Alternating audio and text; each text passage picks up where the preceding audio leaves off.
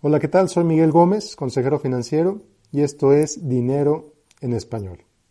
El tema de hoy, cuestión de suerte. Bienvenido, bienvenida.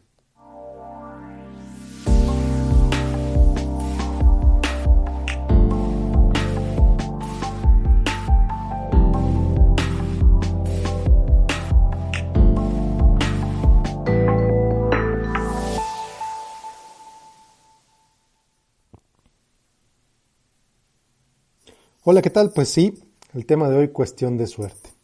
Y viene al caso porque estaba trabajando con una persona el otro día.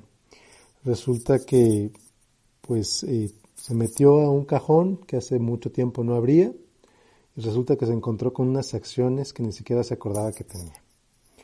Me pidió que le ayudara a ver cuánto valían, qué eran, de qué se trataban, etcétera. Así que pues me dediqué a investigar. Resulta que algunas de esas acciones que compró hace años, décadas incluso, pues son empresas que ya no operan. Son empresas que se fueron a la quiebra. ¿Qué puede hacer con este certificado de esas acciones? Pues la verdad se verían bien en alguna oficina, en marcas el papel, y pues es un adorno bonito para alguna oficina. Incluso hay páginas de internet donde venden acciones de empresas quebradas, precisamente para eso, para adornar oficinas. Algunas otras de sus acciones resulta que se unieron con otras empresas años después, entonces pues sí tienen algo de valor, no mucho, pero sí algo de valor. Y por último, resulta que había unas acciones que no solamente siguen teniendo valor, sino que subieron de manera increíble. Te estoy hablando de que acciones que invirtió unos cuantos miles de dólares, el cliente, por supuesto, le olvidó de su existencia. Acciones que invirtió esa cantidad multiplicaron su valor miles de veces.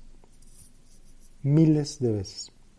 Entonces, por ejemplo, una inversión que a lo mejor pudo haber hecho con $100, resultó que ahora vale casi $100,000, por ejemplo.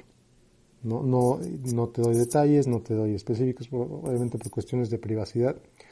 Pero ese no es el punto. El punto no es hablar de cantidades. El punto es hablar pues de la suerte que tuvo esta persona al hacer eso, de la disciplina que tuvo esta persona al no vender nada, del descuido, evidentemente, que tuvo al meter propiedad valiosísima en un escritorio y olvidarse de ella por décadas.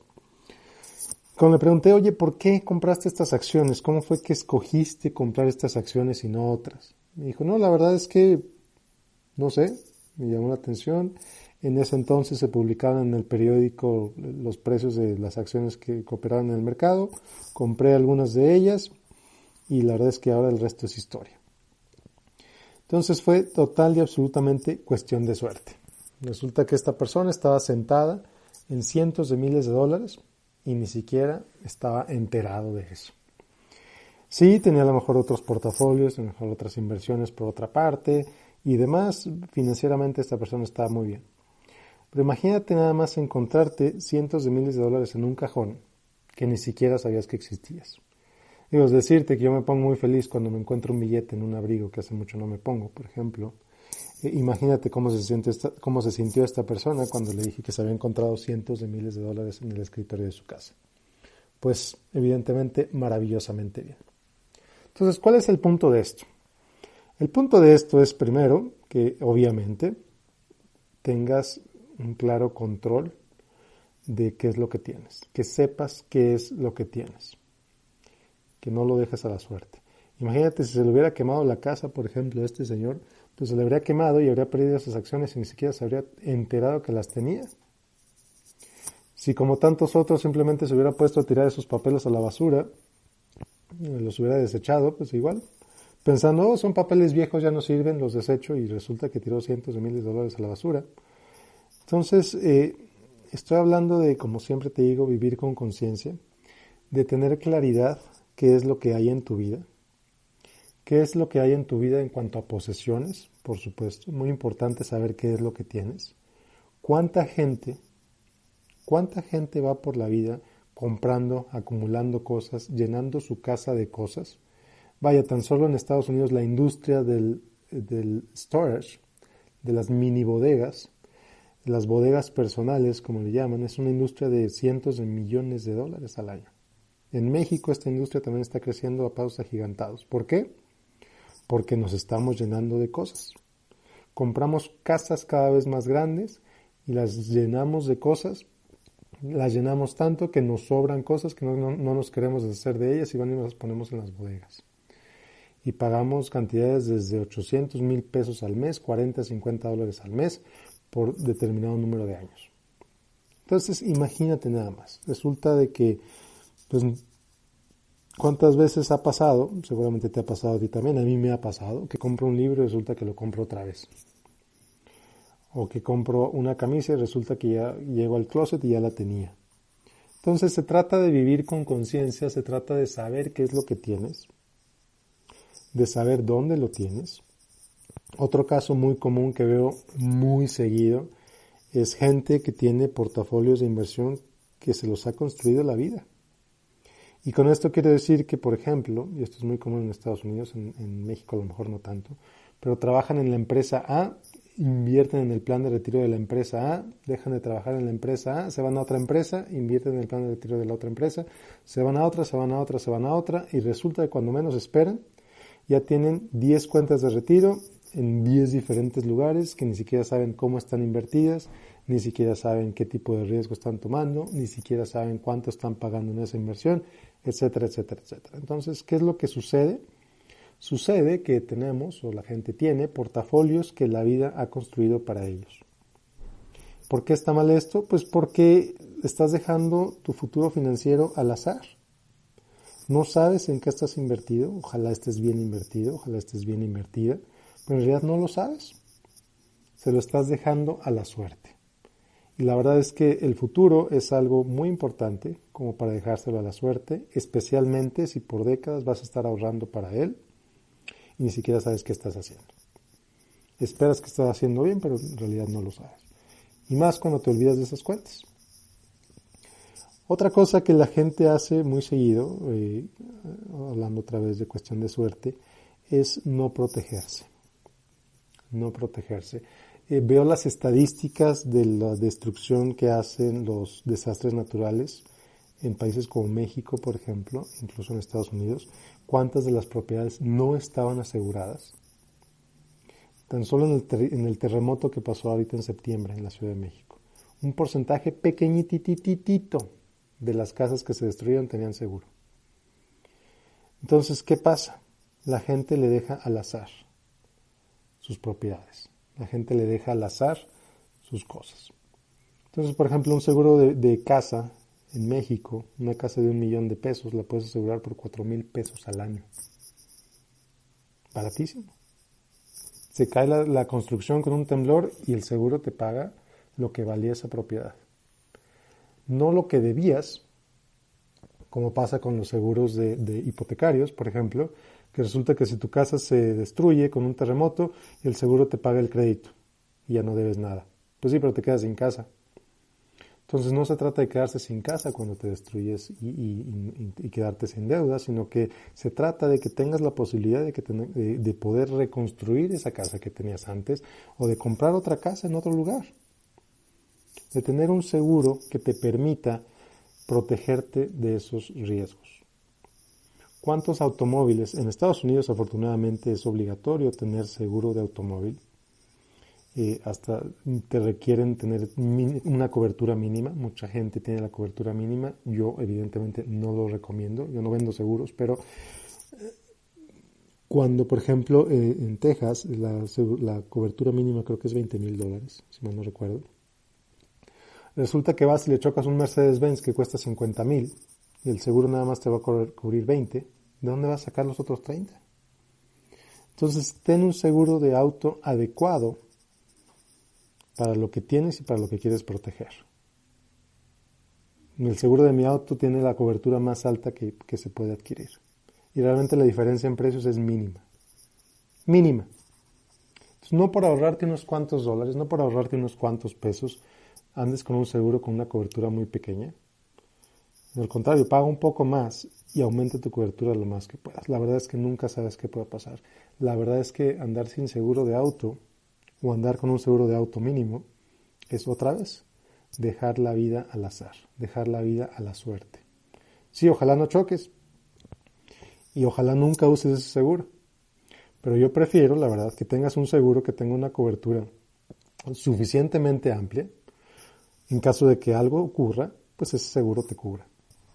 Y ese seguro te proteja, que a final de cuentas es la función que tienen los seguros. ¿Qué más? Estamos hablando de tener conciencia de las cosas que tienes en tu casa, tener conciencia de los riesgos que tomas. Evidentemente nadie piensa que se le va a caer su casa. Evidentemente no, pero te proteges de ese riesgo. A lo mejor no piensas que se puede caer tu casa, pero quizá tienes miedo de que tu casa se queme, de que tu casa algo le pase, pues entonces compras un seguro y te proteges y te evitas el daño, el estrés de que eso suceda. Por ejemplo, los incendios que están ocurriendo en California.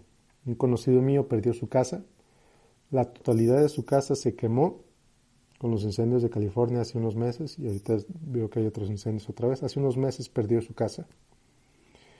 Esta persona estaba adecuadamente asegurada. ¿Qué va a pasar? El seguro le está pagando la renta en una casa mientras su casa se reconstruye. Su casa se va a reconstruir, no va a haber ningún problema, va a llegar y va a regresar sin ningún problema. Y el seguro, mientras tanto, le está pagando por un lugar donde pueda vivir sin ningún costo. ¿Por qué? Porque tiene un buen seguro. Y el seguro le está pagando esa renta sin ningún problema. Y cuando su casa esté construida, simplemente lo único que va a ser abrir la puerta y meterse. Y ya no se preocupa de esa casa porque está totalmente pagada por el seguro. Qué maravilla, ¿no? Lo mismo con el automóvil. Entonces, no le dejes la vida al azar cuando hay muchos riesgos que puedes protegerte. No le dejes la vida al azar cuando tú puedes tener control sobre la manera en que inviertes. Y no dejes la vida al azar si sabes la manera en que gastes. Y con esto es con lo que voy a cerrar, con este último tema es con el que voy a cerrar el día de hoy. Y es, sí, hacer un presupuesto es aburrido, es tedioso, es molesto. A mí me choca hacer presupuestos. Yo no hago presupuestos, por ejemplo. Yo hago lo que le llamo el antipresupuesto. Y te invito a que lo hagas tú también. El antipresupuesto no es más que tener claro cuáles son tus gastos fijos, que es aquello que tienes que pagar invariablemente cada mes. Tu teléfono, tu agua, tu gas, tu casa, tu auto, tu seguro de vida, tus ahorros, etcétera, las deudas, las tarjetas de crédito, etcétera, etcétera, etcétera. Tener perfectamente claro qué es eso que tienes que pagar a fuerza y programar que se hagan esos cargos de manera automática al día siguiente que recibes un sueldo o al día siguiente que recibes tus ingresos. Oye, Miguel, pero soy empresario, no recibo sueldo. Lo siento mucho, señor. Si eres empresario, es tu obligación cobrarte un sueldo. Y lo siento mucho, necesitas tratarte a ti de la misma manera que tratas a tus empleados. Si a tus empleados le pagas sueldo, ¿por qué tú no puedes pagarte un sueldo a ti mismo? Claro que puedes. Absolutamente puedes. Y si no sabes cómo, platica con un buen contador, platica con un buen consejero financiero que te oriente a mejorar tu flujo de efectivo de manera que te puedas pagar un sueldo. Pero bueno, regresando al tema.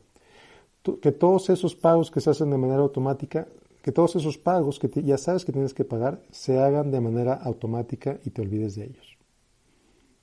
Ya sabes que si ganas $5,000, por ejemplo, y que 3,500 se van a ir a pagos fijos, pues sabes que puedes gastar 1,500 con absoluta libertad. En lugar de estar ahí preocupándote de que ya gastaste de más, o de que etcétera, o de que te fuiste a una fiesta y gastaste mucho. No, con el antipresupuesto lo único que tienes que preocuparte es saber cuánto dinero tienes libre y usarlo de la manera que te plazca. Porque todo lo demás se paga de manera automática. Así es como lo hago yo y me ha funcionado de verdadera maravilla. Te recomiendo que así lo hagas tú. Programa todo de manera automática. Lo que no se puede programar, úsalo de manera libre y de manera consciente. Y eso es lo más importante. Y a final de cuentas es algo de lo que hablo mucho en este podcast y en todo lo que hago a través de mi página en Facebook y en todos lados. Vivir con conciencia. Entonces, resumiendo, no dejes la vida al azar. No dejes la vida a la suerte. No dejes tus inversiones a tu suerte. No dejes tus propiedades a la suerte. No dejes la manera en que gastas a la suerte. Hazlo con conciencia. Protege tus riesgos y disfruta la vida, que a final de cuentas para eso estamos aquí, para disfrutar la vida. Y bueno, pues como siempre te agradezco mucho que me escuches, te agradezco mucho que estés aquí conmigo.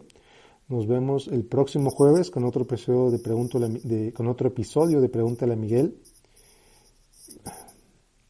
Discúlpame, estaba pensando en el otro podcast. Y esto como rara vez lo edito, entonces nos vemos el próximo jueves con otro episodio de Dinero en Español. Soy Miguel Gómez, consejero financiero. Como siempre te invito a que me sigas en facebook.com/Miguel Gómez Consejero, a que me sigas en mi blog www.miguelgomezconsejero.com. Cualquier pregunta, cualquier comentario, cualquier duda que me quieras hacer llegar, me puedes mandar un mensaje a través de Facebook. Te invito a que te inscribas a recibir este podcast en iTunes, en Stitcher y a partir de esta semana también en iHeartRadio. Nos vemos la próxima semana. Que tengas un excelente día. Muchas gracias.